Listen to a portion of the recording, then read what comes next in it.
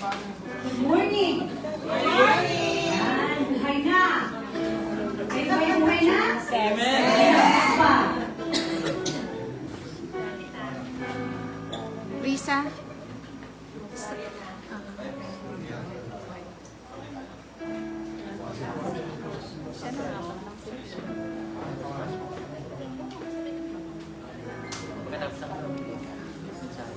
Oo. Bali, ano, kalagig na bagong opening.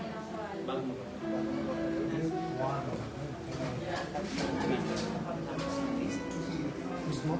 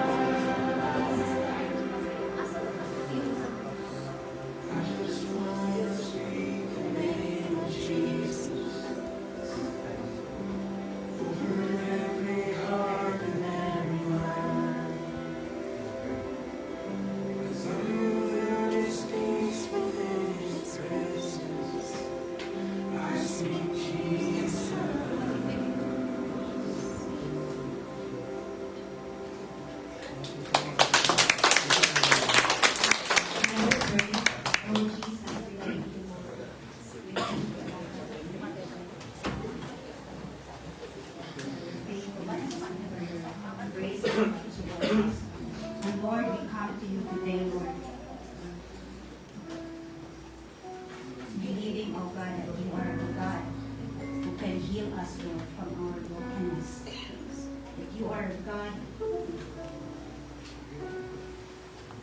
strengthens us. And we thank you, Jesus. We thank you, Jesus, because we know that you will pay everything wrong under us. And today, Lord, we come to you today, expecting you, Lord, to speak to us, expecting you, Lord, to minister to each and every one of us. That whatever, Lord, yung mga pinagdaanan namin today, we will always look to you, Father. Believing that you are the God, powerful God, faithful God, our God who is our refuge, our God who is our strength. And Lord, today we want to thank you for this opportunity, oh God, that we are gathered together, Lord, as one family in this place, oh God, celebrating your goodness and your faithfulness. Amen.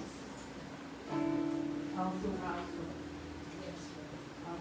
years, oh God. In Jesus' name we pray. Amen. Imagine that 34 years ago, this congregation, nabuo siya. And maybe some of us, nasa preschool pa or nasa grade school pa, and some of us, maybe hindi pa na pinanganak. And we are, Ako yan. Opo. And we are one of those na reach out sa gospel through this ministry. 34 years ago.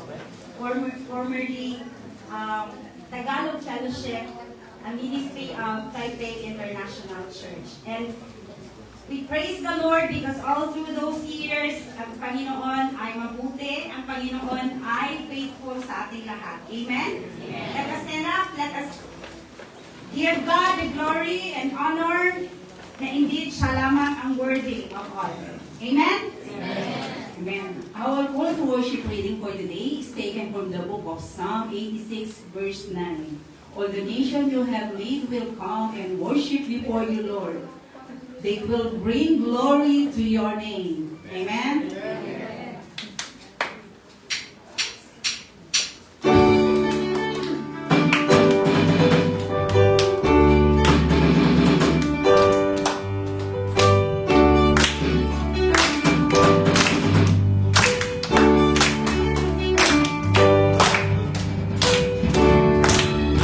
Every tribe will see your glory. Every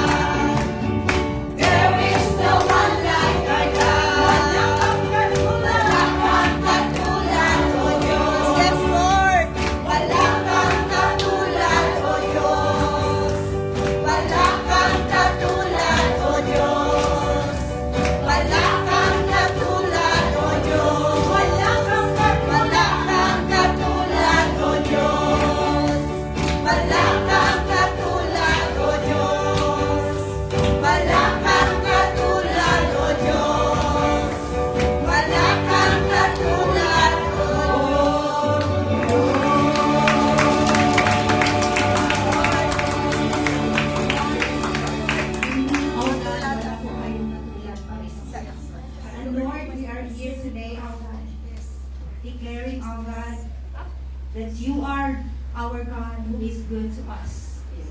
And Lord, we just come to you today, oh God. Not because we are good, oh God, but because you are good. And Lord, we just want to worship you, oh God. Because of your goodness, oh Lord. Because of your faithfulness.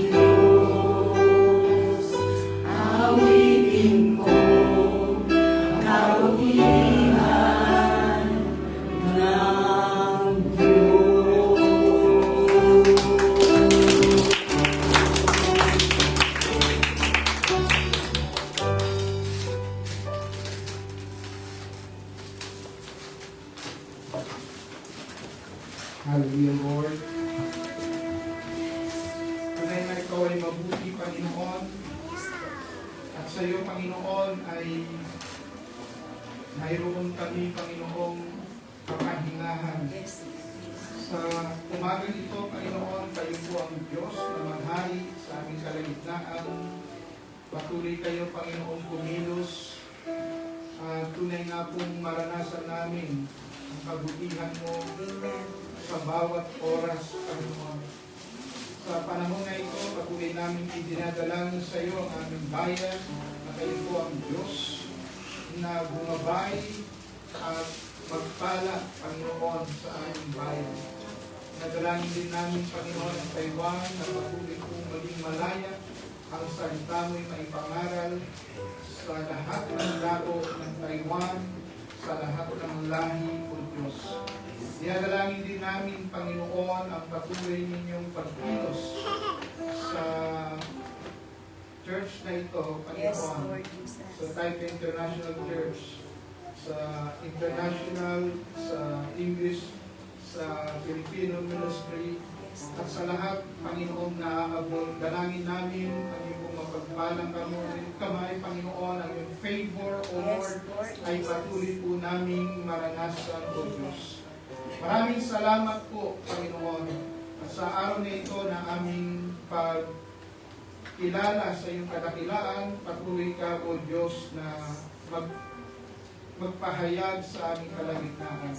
Marinig namin ang iyong tinig. Ang banal na Espiritu'y mangusap, Panginoon. Sa pangalan ko ni Jesus. Amen.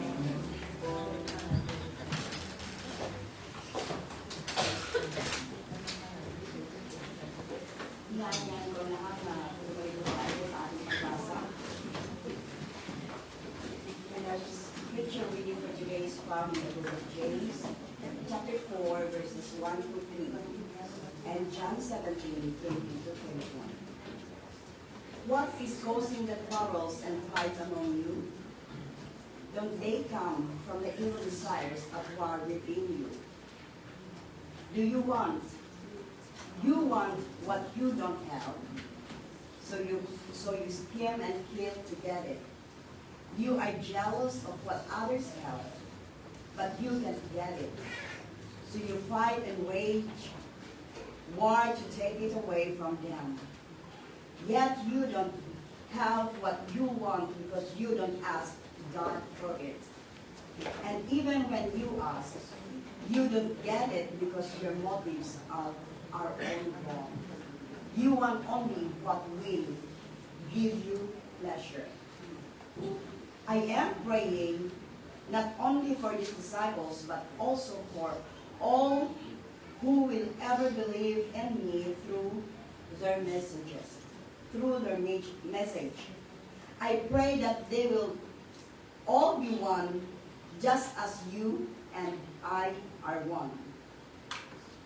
As you are in me, Father, I am in you. And may they be in us, so that the world will believe you sent me. This is the word of the Lord. Thanks be to God.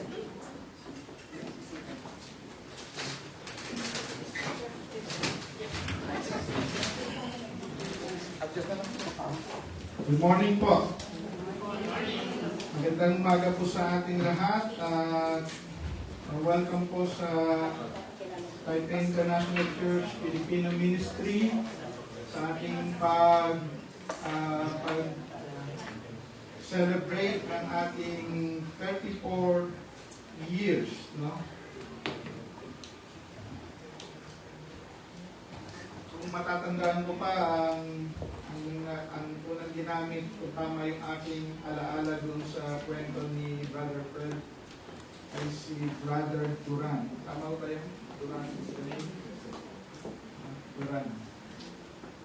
Hindi yung singer na Duran Duran, but si Brother Duran. Tapos kasama niya yung nagpasimula ng Kaibigan Magazine na ngayon ay nakabase na sa US.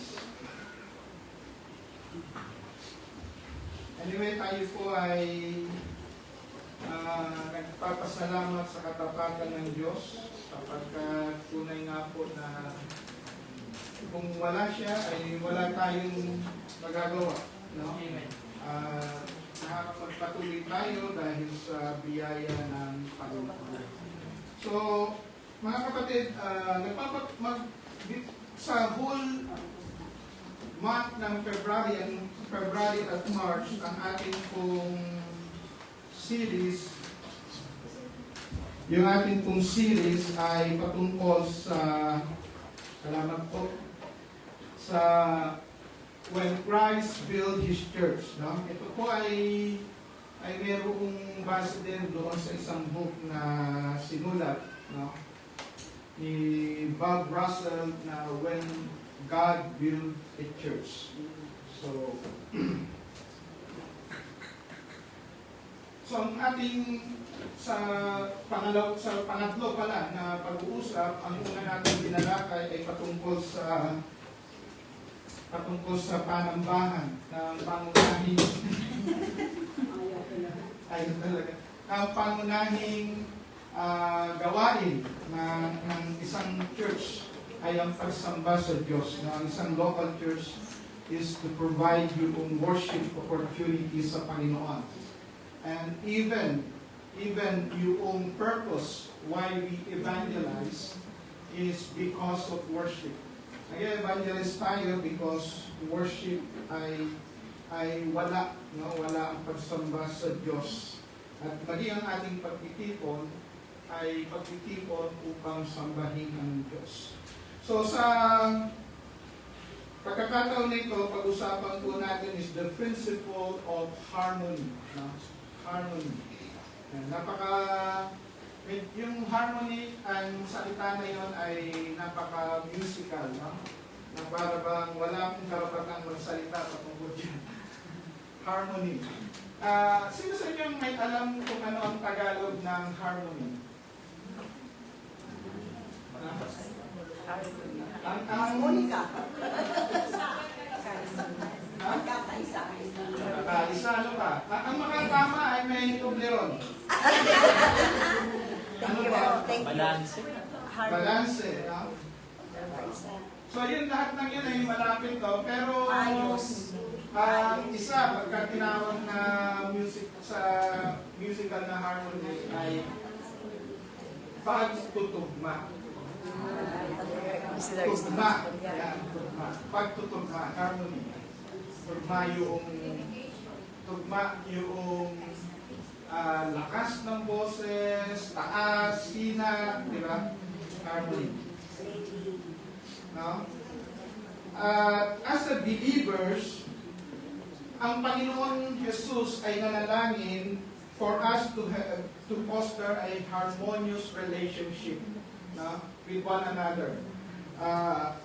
Nakakamangha kasi ito ay pinanalangin ng Panginoon. Sabi dito ay, do not ask on behalf of this alone, but for those also who believe in me through their word, that they may all be one, even as you, Father, are in me and I in you, that they also may be in us, so that the world may believe that you sent me.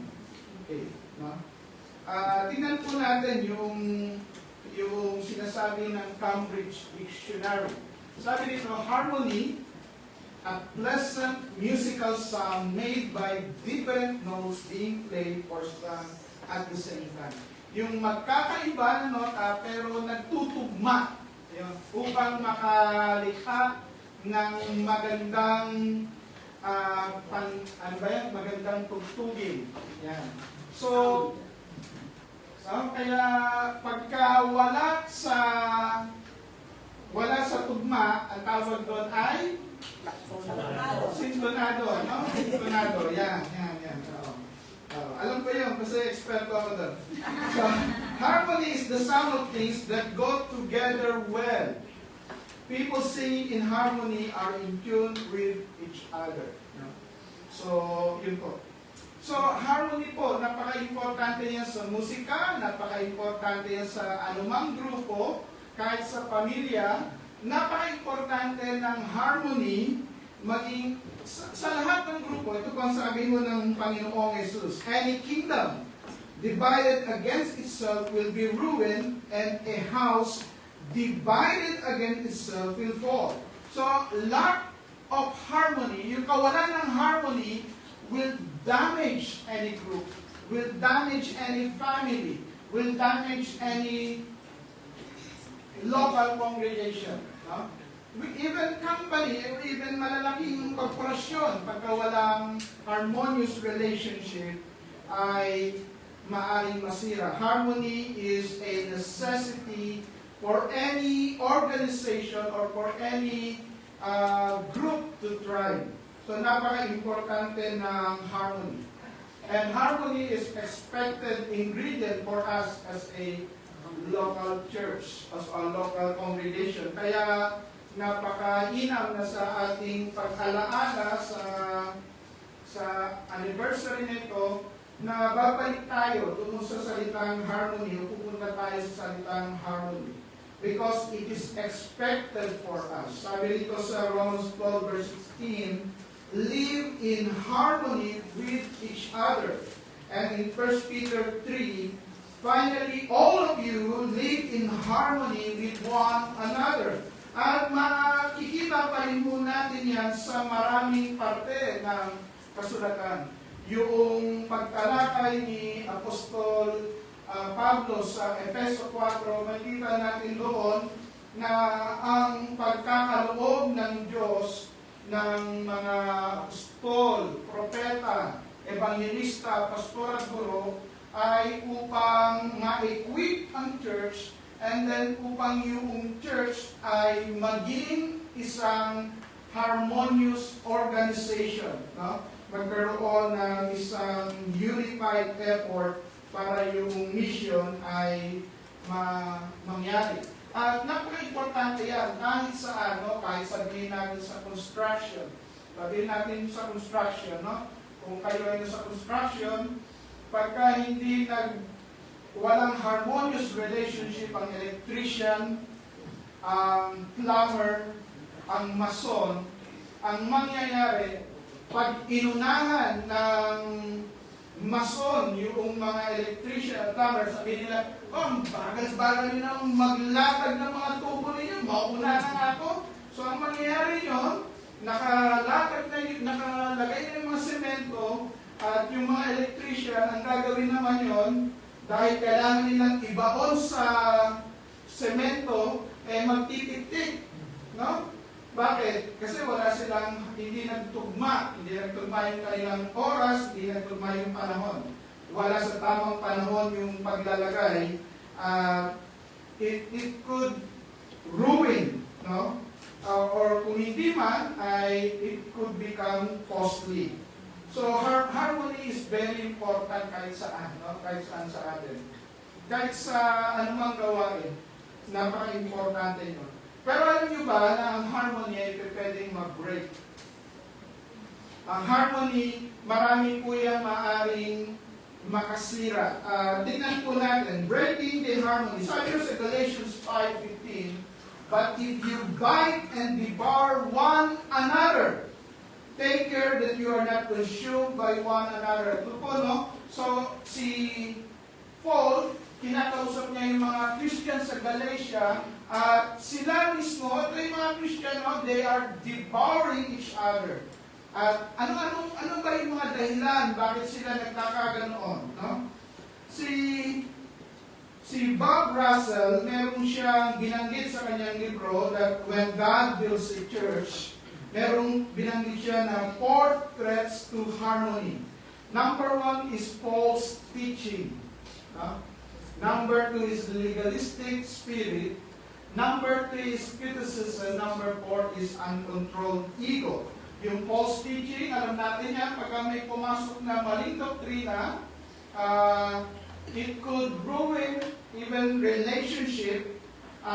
It could also affect yung spiritual growth ng mga tao. Kaya napaka-importante bilang mananampalataya na tayo po ay founded sa Word of God.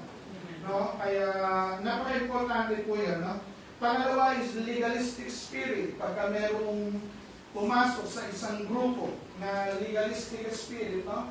Ay ibig sabihin yun ay meron siyang pananaw na pag hindi ito nangyayari, hindi yan sa Panginoon. O pagkaganit, no, ang ibang legalistic spirit ay ang spirituality ay nasusukat sa haba ng damit, no? Ang iba ay sa haba ng buhok, no? Ang iba naman ay sa kulay din ng damit, no? Pagka hindi puti ay hindi banal, no? Kaya kailangan na tayo nakaputi. Ang tawag po doon ay hindi o harmony, ang tawag po roon ay uniform. Uniformity doesn't mean harmony. Di ba yung harmony nga is different tune pero nagtutugma. No? Merong 4 na klase ng boses. Tama ho ba yun? No? Pero sabi niya 5 yan eh. Alto, tenor, soprano, at baho. No? Pag wala ka ron, ang tawag sa iyo ay alto. No. Tono. Ala tono. So, mga kapatid, there are threats to harmony. No? Meron threats to harmony. Ngayon, tignan mo natin ang sinasabi ng salita ng Diyos. Sa Acts 20, 29 to 31, sabi ni Paul, I know that after my departure, savage wolves will come in among you, not sparing the flock, and from among your own selves men will arise, speaking perverse things to draw away the disciples after them. Therefore, be on the alert, remembering that night and day for a period of 3 years I did not cease to admonish to each one with tears. So, ang istorya nito ay si Paul, siya po ay paalis na. Ang kausap niya ay yung mga leaders ng Church of Ephesus, no? Sa Church of Ephesus. So, paalis na siya. At ang kausap niya rito ay yung mga leaders, elders, deacons, no? Pero ang sinasabi niya, but from among you, mula sa inyo mga leaders, may magkakaroon na savage wolves. No? From among your own selves, men will arise, speaking perverse things, to draw away the disciples after them. No? Gusto nila kasi magkaroon ng mga alagad na ang loyalty ay sa kanila lang. No? Sa kailangan mag-introduce ka ng bagong teachings, mag-introduce ka ng something na kakaiba, and that comes yung false doctrine and self-centered teachers. False doctrine and self-centered teachers can break the harmony. Bakit? Kasi they will ask for loyalty. Hindi royalty, but loyalty. And somehow, from time to time, it creeps into different organizations and groups. No?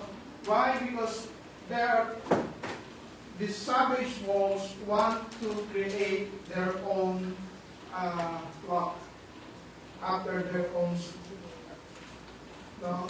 Yung kagustuhan nila. Ano ka? Conflict and selfish desires can break harmony. No? So sabi dito, nung binasa kanina, what is the source of quarrels and conflicts among you? Is not the source your pleasures that wage wars in your members? You lust and do not have, so you commit murder. You are envious and cannot obtain, so you fight and quarrel. You do not have because you do not ask. You ask and do not receive because you ask with wrong motives, so that you may spend it on your pleasure. So yung wrong motives, no? Yung selfish desires.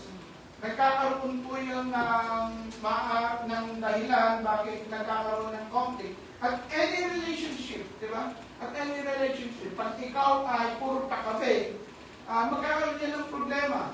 Whether yan ay sa pamilya or kumpanya, no? Halimbawa sa company, no? Kung yung isa ay talagang pagod, no? Pagod sa masid sa ginagawa ng kanyang mga kaopisina o kapag-gagawa, di ba? Supervisor. Hindi naman supervisor. Meron mga gano'n. May mga taong gano'n, no? kita ay yung pagkakamali. Ano yun? No? And then sabi dito, you're envious and cannot obtain, so you fight and quarrel. You do not have because you do not ask. Hindi ka, you do not pray for it, but you want to grab it, you want to take it. No? At yun po ay nagsisimula sa wrong motives. No? Kaya i-check natin lagi. Napakainam po na pag tayo po ay nag-aaral, nagbabasa, nagkakaroon ng meditation, nag-aaral tayo, hindi tayo nag-aaral to prepare for a confrontation or to prepare for a debate. No? Nag-aaral tayo so that makita natin ang ating itsura.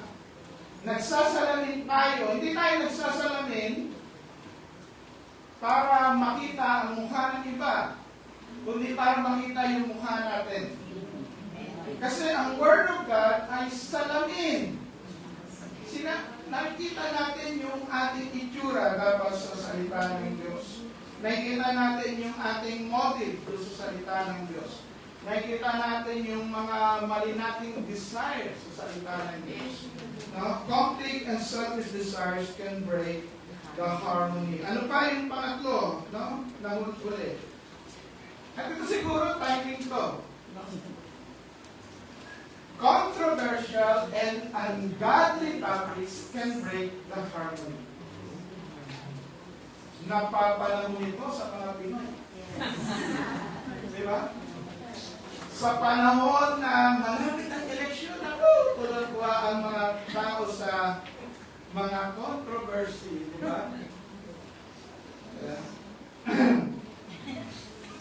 At sa totoo lang, alam nyo ba merong nag-i-split na church dahil sa politika?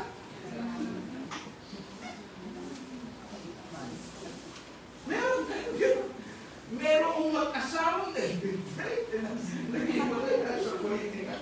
May mga magkakapatid na susuntukan dahil sa basketball.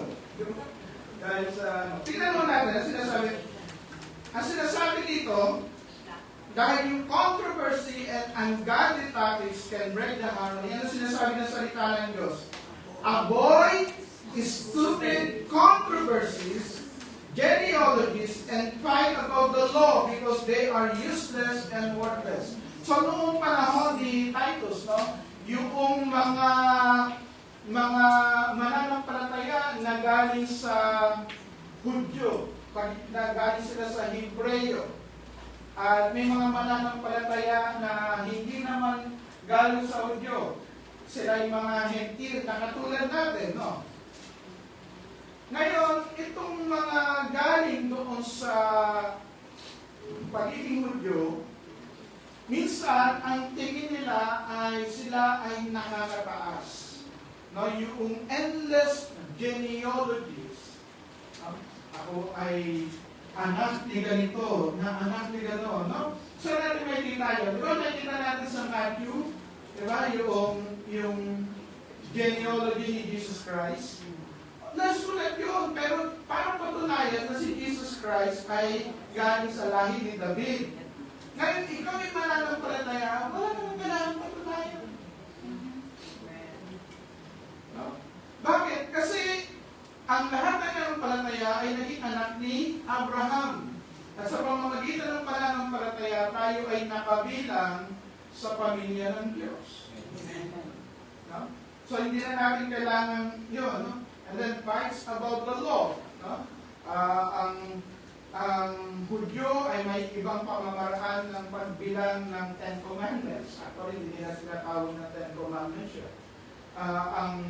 Ang Roman Catholic may ibang pamamaraan ng pagbilang ng Ten Commandments. Ang Protestant ay gano'n din. And it's fight about many things, no? Pati patungkol sa pagkain, patungkol sa celebration, no? Ng mga kapistahan, no? At iba't iba pa. So there are many controversies. At sabi nga ni Paul sa sulat niya kay Titus, avoid stupid controversies. At marami pa yan, pagka pinanggit natin dito, baka hindi tayo matapos. Lalo na pagka ang konteksto ay sa Pilipinas. No? Politika. Avoid their godless discussion because they will lead many people into ungodly behavior. Pagka natuon tayo sa mga controversy, yung behavior natin ay naaapektuhan. No?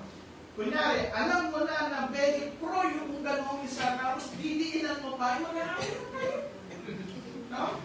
Kasi nga sa totoo lang, lahat ng tao, no, ang akala nila sila ay tama. Kaya sabihin mo na lamang na I respectfully disagree, di ba? Pero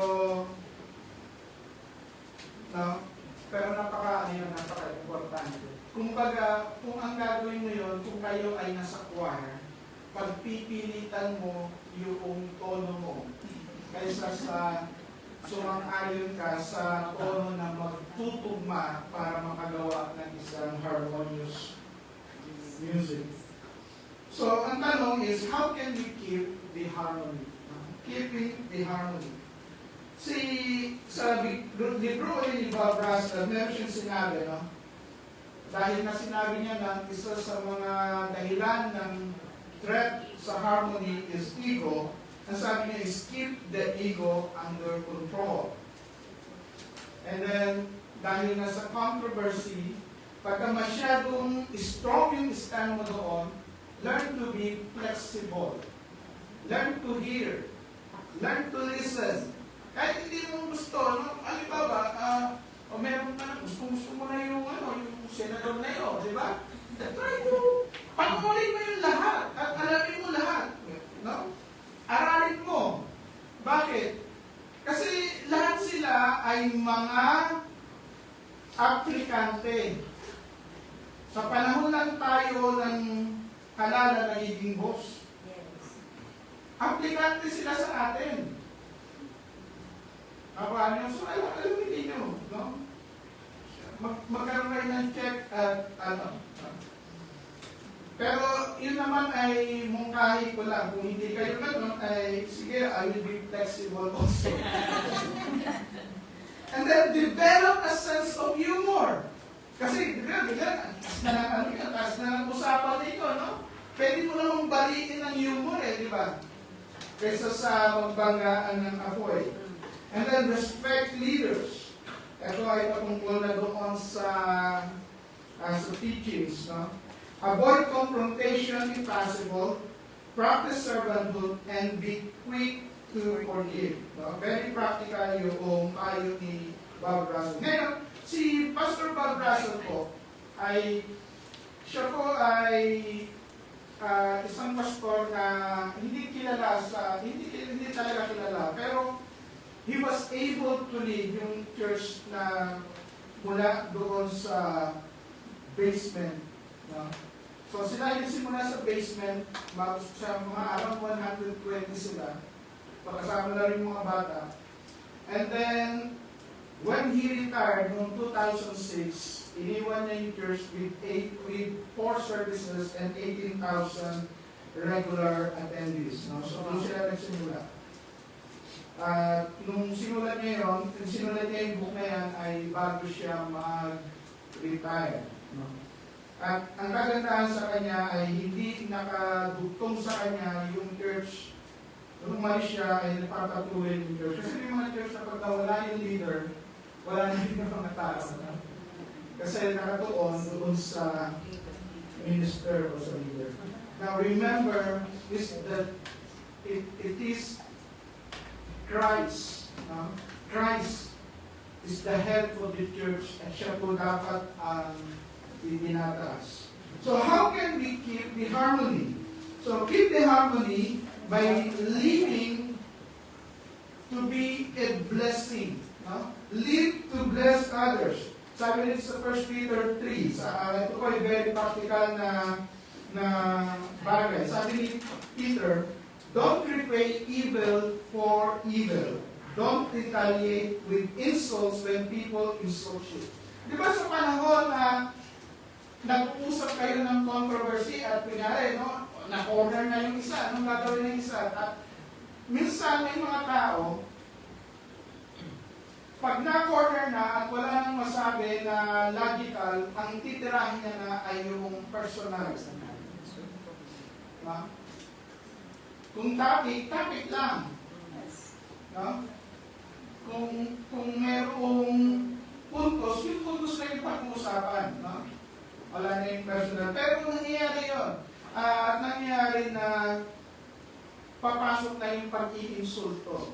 At pag pumasok na yung pag-iinsulto, doon nasisira yung harmony. Kasi pwede namang mag-usap na kahit hindi kayo nagkakasundo doon sa topic, pero nagtutugma ang yung relasyon. At yun po kung bakit yung harmony yung pinag-uusapan natin. Ang sabi niyo sa harmony, magkakaibang tune pero nagtutugma. Magkakaibang tunog pero nagtutugma. Magkakaibang instrumento pero nagtutugma. Magkakaibang klase ng boses pero nagtutugma. No? May mababa, may mataas, may panggitna, no? Pero nagtutugma. At napaka-importante yun.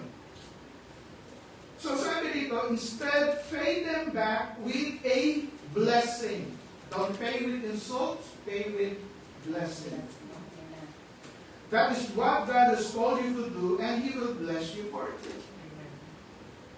Pag di na kayo magkatugma, ay yayain mo na sa ano? Sa Mr. Brown. Pastor, di na tayo magkatugma, hindi ako naniniwala sa sinasabi mo. Ano gagawin mo ngayon?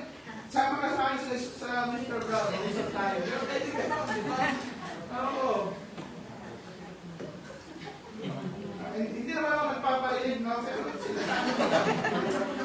Hindi ko meron sa yung iba, baka. Sa katotohanan. Nakuha natin, kasi lahat tayo merong tendency na tumaas ang boses, tumaas yung ating damdamin, pag yung katapat natin ay mataas din. At parehas tayong magkataasan at ang nasira ay yung relasyon. Pero ang pinag-uusapan lang ninyo ay sino ang magaling? Si Kobe ba? O si... si Lebron? No? O sino ba yung the GOAT? No? Pero yung pinag-uusapan niyo ng the GOAT, kayo na yung naghahampasan.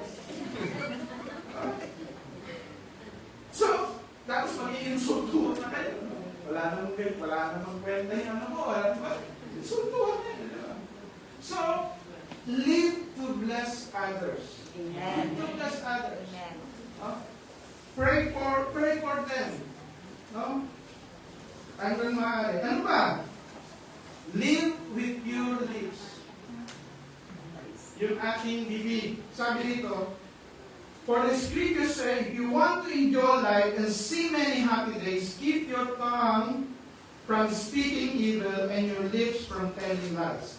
Sabi dito ni Gumball, siya po yung gumawa nito, before you speak, think, is it true? Is it helpful? Is it inspiring? Is it necessary? Is it kind? No?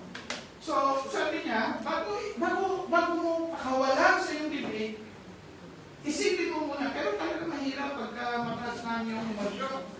Mahirap lang salain yung lalabas sa bibig, no? Pero, let us try. Try to think. Totoo ba? Helpful ba? Inspiring ba? Necessary ba? Kung ipopost ko ba ito, pero nga, magpopost kayo, no? Kasi lalo yan, di ba? Lalo na ngayon.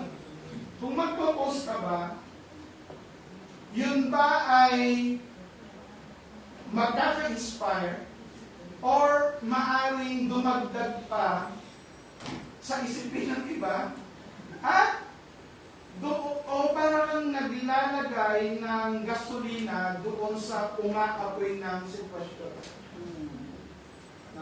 kunyari, meron sa'yo nagpa-counsel, no? Ganun ba? Oo, ganun pala. Ako rin yan, alam mo. Kaya yung mga yun, dapat ano eh. At yung isa, may problema siya. Tapos nung nagpa-counsel sa'yo, dinagdagan mo pa ng problema. Naglalagay ka ng gasolina. No? Kaya sabi dito, keep your tongue from speaking evil and your lips from telling lies. Napaka-importante po yun. Napaka-importante po to keep the harmony is to live with pure lips. Amen. Napaka-importante po yun. Sa ngayon, hindi lang lips ang ating di ba? Ang ating binabantayan, kundi even yung post natin. Napaka-importante yun, no? Hindi. Huwag kayong mag-alala, ako rin, binabantayan ko rin yung post ko. Marami akong post na gusto ko i-post, pero ayoko, no? Lalo na, di ba? Ako malaya akong nagtataka eh, sa totoo lang, no? May nakikita akong mga kulot, mahilig magpa-straight. Yung ma-straight na yun. Kasi nasabi yun.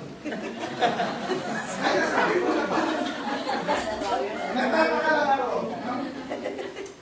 Pero, akin lang yan, hindi na sa inyo. Di ba? Live with pure lips. Okay? And, ano ba? Yung pangatlo. Pursue and preserve peace. Sabi dito, turn away from evil and do good. Search for peace and work to maintain it. Yung peace daw ay isang bagay that we have to work. We have to pursue. Ibig sabihin yon, hindi lamang siya inaasahan mong mangyari. Ito ay isang bagay na intentional na hahagarin mo, gagawin mo, at babantayan mo. Napaka-importante po yun. Search for peace and work to maintain it. No? So hinahanap mo yun, and then you are working to maintain it para mapanatili ito. Maunawaan po natin, no?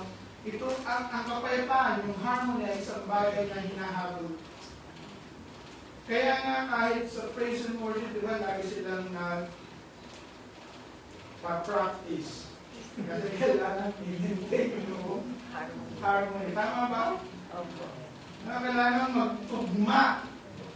Kasi, halimbawa, no? Nag-practice yung isa sa bahay. Ay, pareho sila nag-practice. Pero magkakaiba yung key. Tapos magtatagpo sila rito, tutugtog kagad, okay pa yung ikaw. Di ba? Kailangan magtugma eh, no? Para maging harmonious. You have to work to maintain it. Even kahit sa relationship, di ba? Relationship, kailangan i-work mo eh. Kaya sa mga binata rin, alam, pagka napag-asawa mo na, ay, okay lang. Kasi mas ano nga yun eh, mas malaki tapos yung effort mo eh, di ba? Di ba? Bakit? Oo.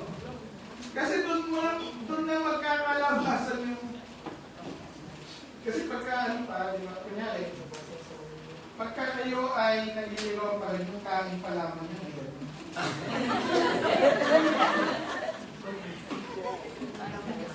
Ganun na eh. Parang hindi maubos-ubos yung atin. Pagka kayo na ay kasawa, lamon.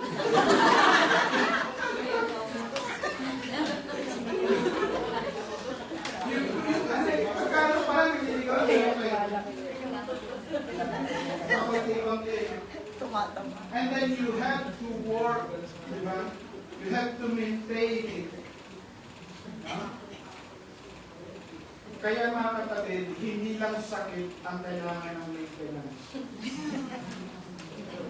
Relationship kailangan ng maintenance. Amen? Yes. Sa church, ganun din. Sa small group, ganun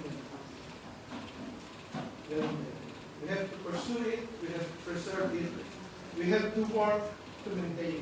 And finally, we have to intentionally live in harmony with one another. It is intentional. Hindi mo asahan, magkasama naman tayo, ano na lang yan, pakiramdaman na lang. We have to be intentional. Sabi rin sa 1 Peter 3 verse 8, finally, all of you live in harmony with one another. Be sympathetic. Love as brothers. Be compassionate and humble. Ang sabi doon sa Romans, live in harmony. Kung ikaw ay nasa mataas na posisyon, live in harmony doon sa mga mas mababa sa iyo. At kung ikaw ay nasa mababa, live in harmony doon sa nakakataas sa iyo. Sa kaharian ng Panginoon, iisa lang ang hari at kagawin ng Panginoon. And each one of us should live intentionally. Ang intentional, mga kapatid. Lahat po ay pinaghahandaan. Kahit ngayon ating anniversary. Intentional po na pumunta dito yung mga maghahanda para ngayon, kahapon. No? Kasi kung sila ay pupunta ngayon, matatapos yung kanilang gagawin mamayang hapon. So, they have to prepare the place, they have to prepare yung mga lutuin, lahat ng iba pa. They have to be intentional.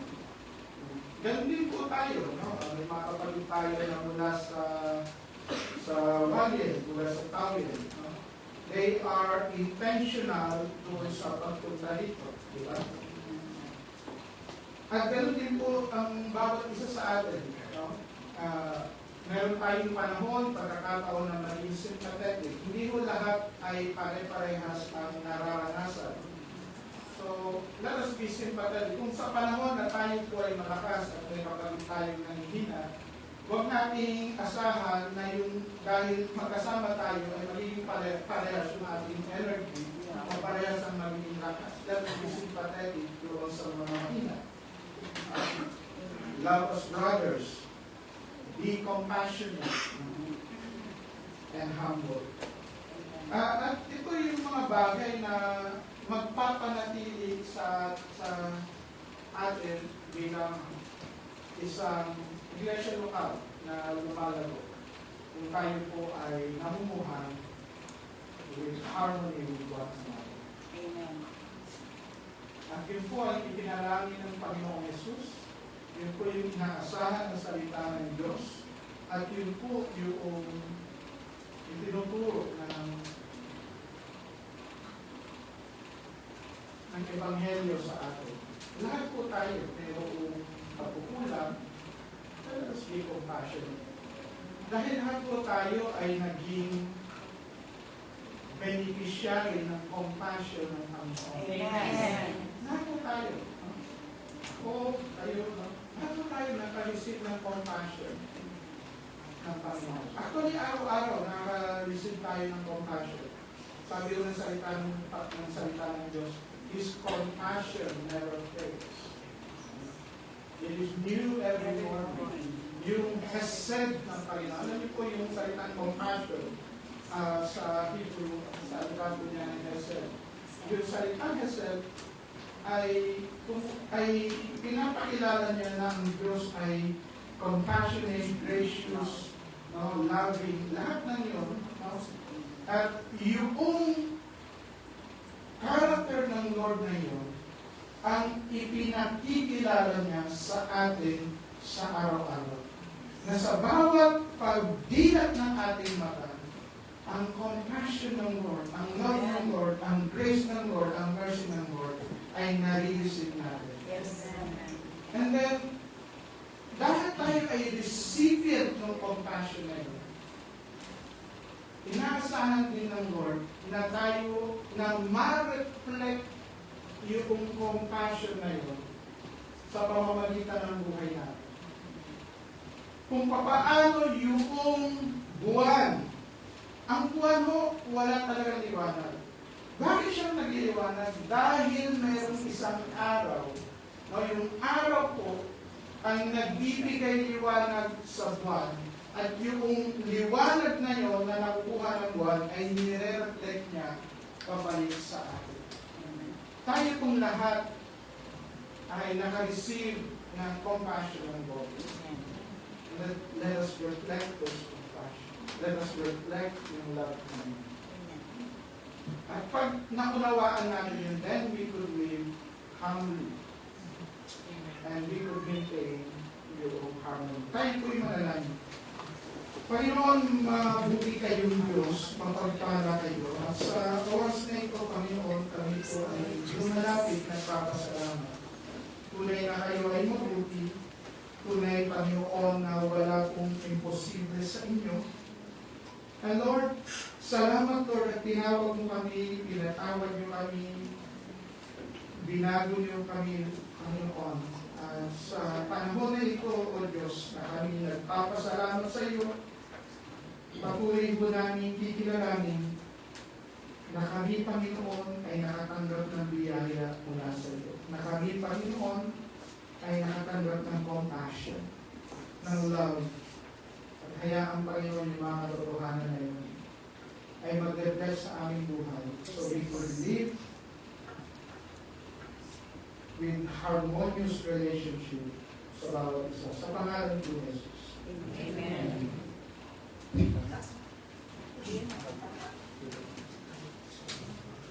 Pwede pa rin makaupo.